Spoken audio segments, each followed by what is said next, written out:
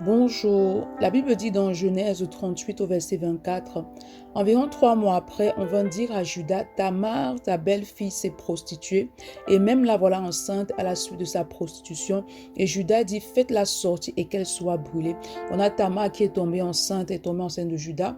Et lui, lorsqu'il apprend la nouvelle, la première réaction qu'il a, c'est faites-la sortir et qu'elle soit brûlée. Donc il impose un jugement, il appelle déjà le jugement sur elle. Et c'est la réaction qu'il a eue, c'est la réaction que beaucoup de chrétiens ont aujourd'hui.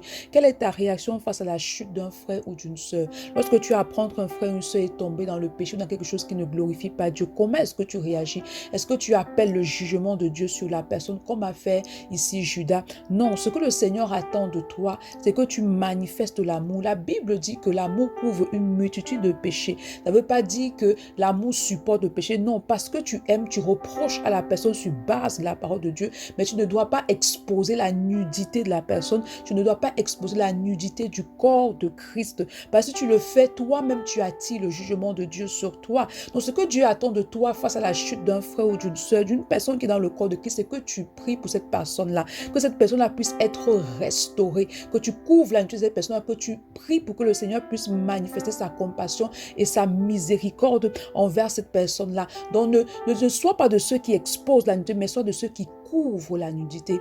Bonne journée, shalom.